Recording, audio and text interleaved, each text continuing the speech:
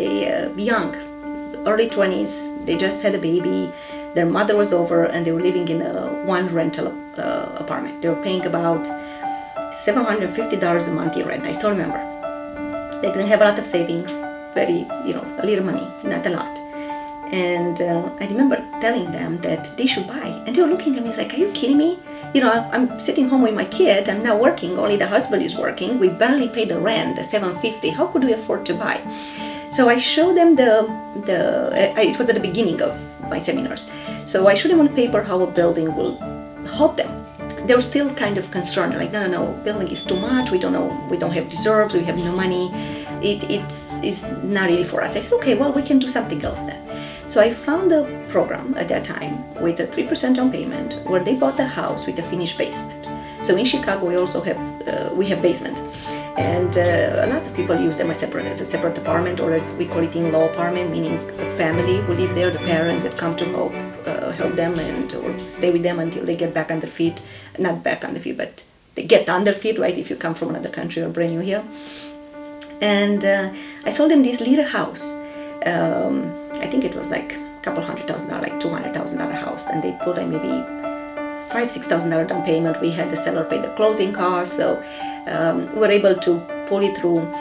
And what we did before the closing, they already found somebody at their work to rent the basement. There were 3 roommates. I still remember there were 3 bedrooms. They rent the basement to their roommates, and their mortgage was about $1,650.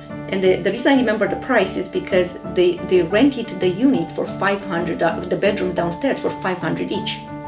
So if you think about it, they rented the basement for $1,500, but their mortgage with tax insurance was $1,650, and they had the same set of utilities for the whole house. So they decided to split that with the roommate, the downstairs people, 50-50. So now they moved from a cramped 1-bedroom, 3 adults and 1 kid, into a beautiful house.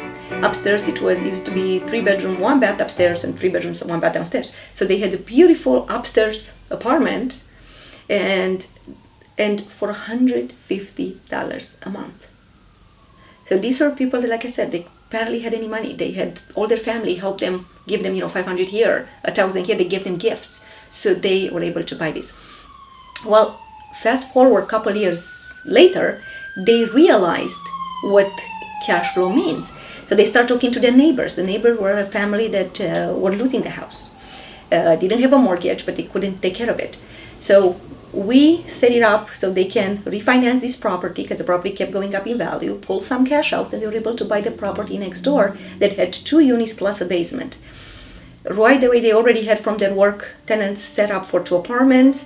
They rented that out, and I think they got like $1,500 to $2,000 a month in cash flow because they had a very small mortgage. And then a couple years back, I think maybe only 2 years ago, they finally bought their dream home. So they bought a split level with 5 bedrooms, 3 baths, because they have a big family that come and visit from Romania, months at a time. And they sold the small house, and they bought the new dream home for cash. So they were able to buy for cash a property, use a little bit of the cash pulled from the other 2 flat, and still have, I think, $1,500 a month cash flow from the 2 flat, besides the fact that they live for free in the home just for the tax and insurance. So this is one example of somebody that, almost nobody could have helped them. Like, we had to be really creative to help them. But I said, it's possible. If you really want it, it's possible.